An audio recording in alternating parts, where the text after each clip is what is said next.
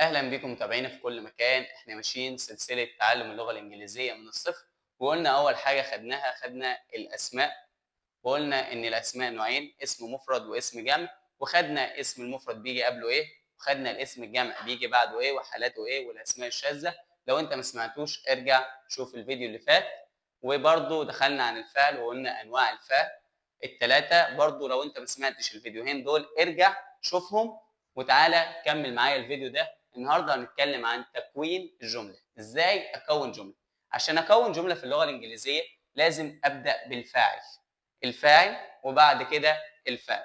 طبعا الفعل بالنسبه لي ازمنه مختلفه، فالنهارده هناخد اشهر زمن في اللغه الانجليزيه اللي هو ذا بريزنت سيمبل، اللي هو المضارع البسيط. المضارع البسيط ده ليه استخدامات كثيره جدا، انت في اليوم العادي بتاعك بتستخدم زمن المضارع البسيط. وبرضه لو انا بتكلم عن حقائق فبستخدم زمن المضارع البسيط. تعال نشوف الجملتين دول. I read books، انا بقرا كتب. on weekend، انا بقرا، فانا هنا عاده بعملها كل يوم فبستخدم زمن المضارع البسيط. او he goes to school every day، هو يذهب الى المدرسه كل يوم، فهنا برضه زمن مضارع بسيط اللي هو اهم ازمنه اللغه الانجليزيه. تعال نشوف هو بيتكون من ايه. بيتكون من I أو we أو you أو they زائد infinitive اللي هي المصدر. يعني مثلا هنا I read، أنا أقرأ. طيب هنا he she it زائد الفعل مضاف له s أو es أو ies. طب أنت أختار ما بينهم؟ بختار ما بينهم إن الاس بيجي لما يكون الفعل آخره ss أو ch أو sh او او اكس او زد.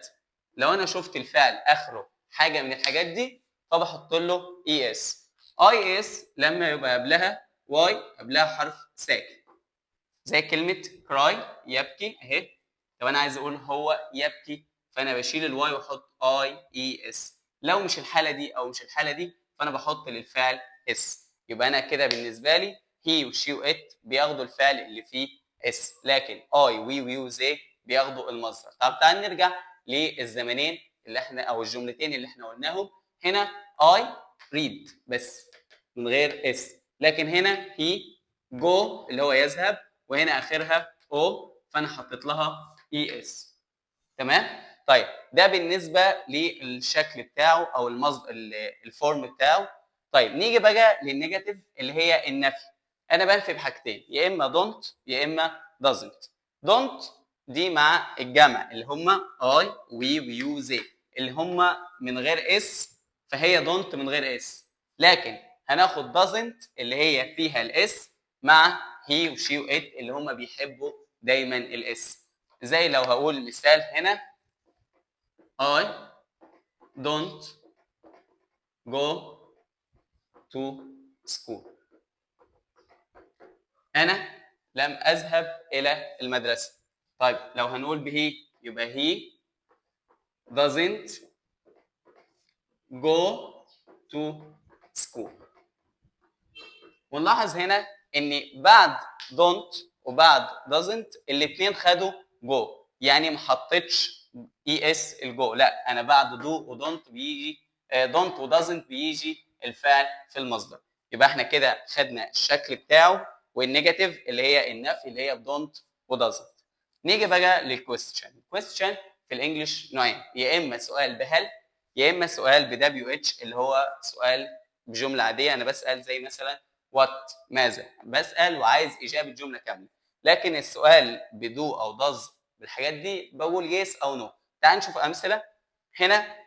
زي لما اقول مثلا does he go to school، وهنا معناها هل هو ذهب الى المدرسه. وبرده هنا does فخدت مع الفعل go، يعني من طول شفت do او does في الجمله فانا بختار المصدر. طيب لو انا بسال بدبليو اتش اقول what، يا اما do او does على حسب الفاعل، بعد كده الفاعل، بعد كده الفعل في المصدر. زي لما اقول what do you do، ماذا انت تفعل، او what does he do، ماذا هو يفعل. وهنا لما يجي بوات لازم اجاوب بجمله كامله. لكن هنا does he go to school، هل هو ذهب للمدرسه؟ yes او no، اذا كان ذهب او ما ذهبش. طيب هنا الكلمات الداله عليه، وانا لو شفت الكلمات دي اعرف ان انا في زمن المضارع البسيط اللي هي always دائما، usually عاده، often غالبا sometimes احيانا، never وايفر الاثنين معناهم ابدا. يبقى انا لو شفت الازمنه الكلمات دي اعرف ان انا في زمن المضارع البسيط. يبقى احنا كده ريفيجن سريع، احنا قلنا بيتكون من الجمله عامه من الفاعل زائد الفعل، وخدنا الزمن الاشهر اللي هو زمن المضارع البسيط، وقلنا اي وي وي زي بياخدوا المصدر، هي وشي وات بياخدوا المصدر مضاف له اس او اي اس او اي اس، وعرفنا الحالات بتاعتهم. وبعد كده خدنا النيجاتيف اللي هي دونت ودازنت، خدنا الكويستشن اللي هو دو او داز، وبرده خدنا الكويستشن بدبليو اتش. هنكمل بقى اسئله عن زمن المضارع البسيط. تعال نشوف اول مثال، بيقول she usually coffee in the morning. عايز يقول ان هي عاده بتشرب قهوه في الصباح. يبقى هنا الفاعل بالنسبه لي she، فهنا she احنا عارفين ان شي من الافعال اللي هي من الضمائر اللي بتاخد اس، فهنا الاجابه هتاخد اس اللي هي drinks. يبقى she usually drinks coffee in the morning، هي عاده تشرب قهوه في الصباح. طيب المثال الثاني my parents not in Cairo، وهنا نلاحظ ان احنا نشيل my parents ونحط they عشان اعرف احل مظبوط، ان انا بشيل الاسم ده وبحط زي هم، لان هنا بالنسبه لي دول جمع، فهنا الجمع اللي هو زي هياخد الفعل من غير اس. يبقى هنا my parents live in Cairo، والدي الوالدان بيعيشوا في القاهره. طيب السؤال الثالث نمبر 3 space you like ice cream، space you like ice cream، وهنا مديني question mark اللي هي اداه استفهام. يبقى انا بالنسبه لي دي سؤال، فانا هنا يا اما بسال بدو او بداز، الاثنين ينفع. فمين اللي هيحدد لي اذا كانت دو او داز؟ الفاعل بالنسبه لي هنا يو، فالاجابه هتبقى دو. Do you like ice cream؟ هل بتحب الايس كريم؟ وهنا لو هجاوب اقول yes او no، يبقى yes I do او no I don't، وهنا you تتحول ل I. Question number 4 space your father work on Sunday، وهنا برضو سؤال لان في question mark، بس هنا الفاعل بالنسبه لي your father اللي هو ابوك، فهنا هعوض عنه به، هو اسم مفرد، فانا هختار does. يبقى does your father work on Sunday؟ طيب لو انا عايز اجاوب اقول yes he does او no he doesn't. طيب question number 5 و question number 6 انا هقراهم بس وانت حل وابعت لي في التعليقات. he space TV every night، هو التلفزيون كل ليله.